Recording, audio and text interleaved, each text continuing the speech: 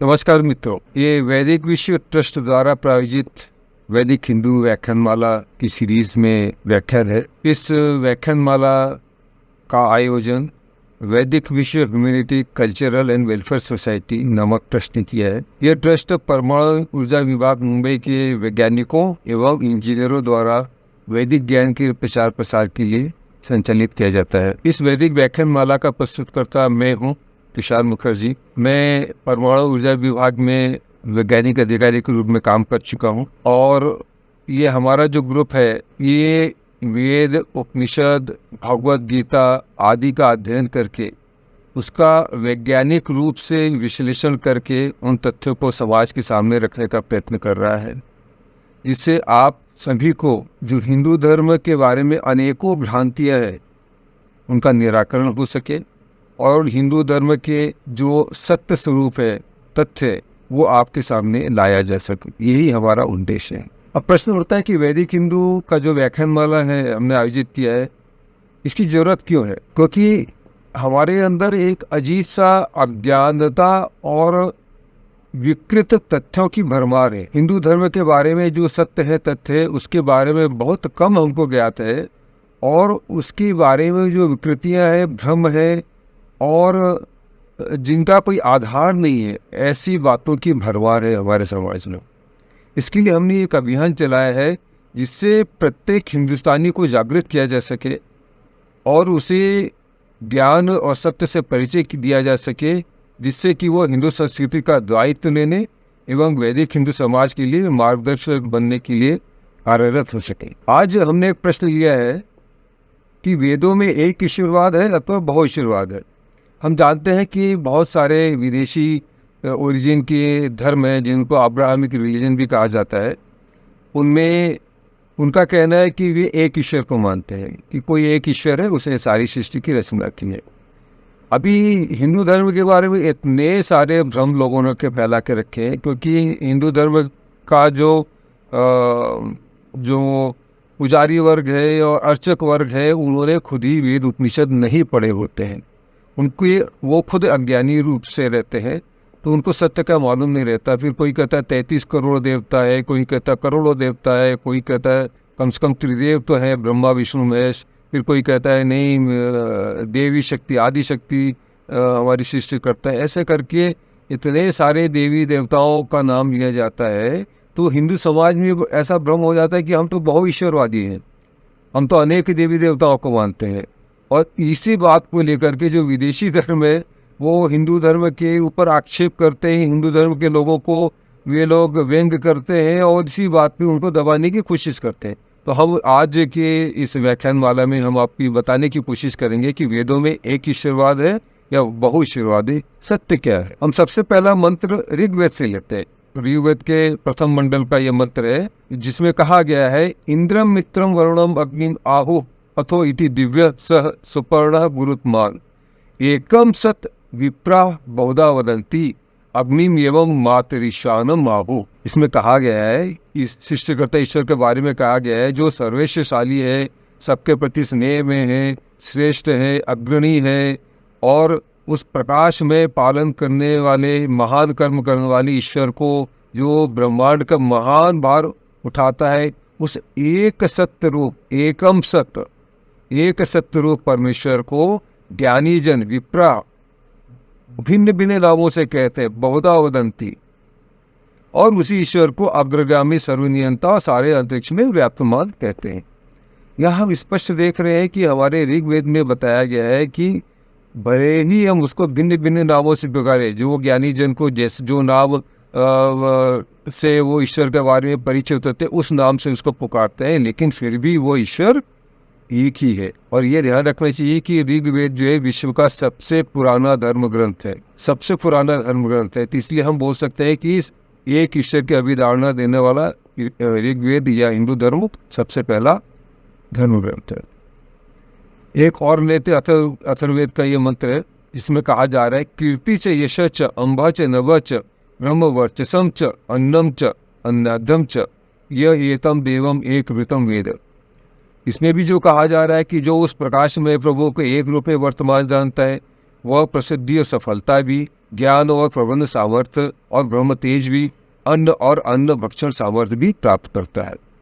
यहाँ बड़े ध्यान देने की बात है कि यहाँ वेदों में न केवल एक ईश्वर का प्रतिपादन किया गया है, वरन ये भी कहा गया है कि जो इन सृष्टिकर्ता देव को सिर्फ एक और एकमात्र ही समझता है, उसे ही कीर्ति, यश, ज्ञान, आकाश, ब्रह्म वर्चस्व अर्थात परमात्मा का तेज, अन्न और उपभोग की सामग्री भी प्राप्त होती है। अभी एक और मंत्र देखते हैं, अथर्ववेद का ही मंत्र है ये, इसमें कहा जा रहा है न द्वितीय न तृतीय न चतुर्थ न अपि उच्यते यह एतम देवम एकम वृतम वेद न पंचम न षष्ठ न सप्तम न अपि उच्यते यह एतम देवम एकम वृतम वेद न अष्टम न नवम दशम न अपि उच्यते यह एतम देवम एकम वृतम वेद।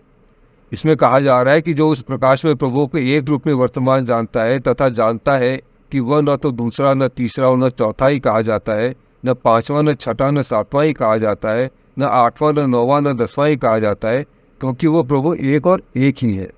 यहाँ तो वेदों ने संख्या का नाम ले लेकर जोर देकर कहा है कि सृष्टिकर्ता देव तो सिर्फ एक और केवल एक ही है, न द्वितीय न तृतीय, वो दूसरा भी नहीं, तीसरा भी नहीं, चौथा भी नहीं, पांचवा ही, छठा भी, सातवां, आठवां, नौवां, कुछ, वो सिर्फ एक और सिर्फ एक ही है, ईश्वर एक ही है।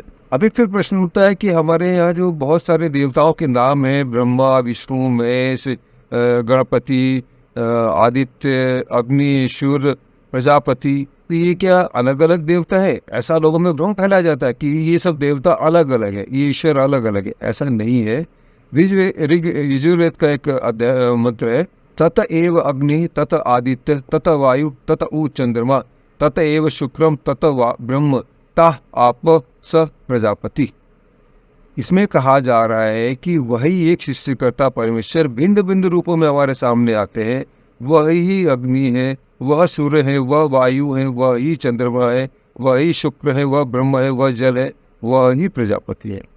यहाँ वेद इस सत्य को और ज़्यादा स्पष्ट करते हुए कहते हैं कि हम जिन जिन ईश्वरीय शक्तियों को देव रूप में पूजा करते हैं, जैसे अग्नि, आदित्य, वायु, चंद्रमा, शुक्र, ब्रह्म, जल एवं प्रजापति आदि, वे सब उसी एक ईश्वर के ही भिन्न भिन्न नाम है, या ईश्वर जब जब जिस रूप में प्रकट हुए हैं उस रूप के नाम है। अतः आज के बाद अगर कोई ऐसा कहे कि हिंदू धर्म में अनेकों ईश्वर के बारे में कहा जाता है, 33 कोटि ईश्वर है, ऐसा है वैसा है, तो उसके भूल को सुधार रहे, उसको बता दे कि उनको गलत बातें बताई गई हैं, और उसको इस सत्य का भी ज्ञान करा दें कि हिंदू धर्म में भी एक और केवल एकमात्र ही ईश्वर की अभिधारणा है, और संभवतः एक ही ईश्वर की मान्यता को बताने वाला वैदिक हिंदू संस्कृति विश्व का सबसे पहला और सबसे पुरानी संस्कृति है। और इस बात की बहुत संभावना है कि विश्व के जो अन्य संप्रदाय हैं जो कि एक ईश्वर की बात करते हैं, उन्होंने भी वो अवधारणा शायद वैदिक संस्कृति से ही सीखी होगा, कि वैदिक संस्कृति का जो ऋग्वेद है वो तो सबसे पहले आया है।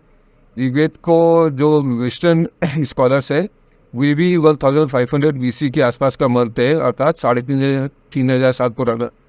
और उसके बाद में जितने भी आप धर्मों के नाम सुनते हैं उनको साल का देखिए वो कब आए हैं, कोई 2000 साल पहले आया है, कोई 1400 साल पहले आया है। तो इसकी बहुत संभावना है कि लोगों ने हमारी धर्म ग्रंथ को पढ़ा है, वहीं से एक ईश्वर की अवधारणा को लिया हुआ है। अतः एक ईश्वर की अवधारणा न केवल हिंदू धर्म मानता है, वरन शायद हिंदू धर्म ने ही पूरे विश्व को एक ईश्वर की जो अवधारणा है उसके बारे में शिक्षा दी है। अभी जो वैदिक हिंदू में जागरण का हमने अभियान शुरू किया है, उसमें आप भी शामिल हो सकते हैं, और ये बिल्कुल निःशुल्क है। कुछ हमको पैसा नहीं चाहिए, हमें सिर्फ आपका सहयोग चाहिए। इस ज्ञान को आगे बढ़ाने में आपका सहयोग चाहिए। उसके लिए आप हमारे जो vedic.in जो हमारा वेबसाइट है वहाँ हमारे सदस्य भी बन सकते हैं, वो भी निःशुल्क है। फेसबुक फोरम में आप हमारे साथ ज्वाइन कर सकते हैं। आप ये आपको जो वीडियो दिख रहा है ये यूट्यूब चैनल में है, आप इसको सब्सक्राइब कीजिए, अपने मित्रों को भेजिए, उनको भी बोलिए लाइक और सब्सक्राइब करने के लिए। और आपके लाइक और सब्सक्राइब से ये चैनल जो है आगे बढ़ेगा, और ये पूरे विश्व में जो हिंदू धर्म के बारे में भ्रांतियाँ हैं उसको दूर करने में सहायक होगा। इसलिए मुझको उम्मीद है कि आप इसको लाइक और सब्सक्राइब भी करेंगे, अपने मित्रों को भेजेंगे, और इसको और चारों ओर फैलाने में हमको सहयोग करेंगे। हम परमाणु ऊर्जा के जो वैज्ञानिक और वैज्ञानिक अधिकारी साइंटिस्ट वगैरह हैं, वो सबकी ओर से आपको पुनः बहुत बहुत प्रणाम। आपकी अगर कुछ प्रश्न है, आप और भी हिंदू धर्म के बारे में जानते हैं, ऐसे कुछ भ्रांतियाँ हैं जिसको आप निराकरण करना चाहते हैं, तो मेरा ईमेल आईडी दिया हुआ है, आप इसमें मेरे को अपने प्रश्न भेज सकते हैं। आपके प्रश्नों सुझावों का स्वागत रहता है और आपके दिव्य जीवन की हम कामना करते हैं। बहुत बहुत धन्यवाद और नमस्कार।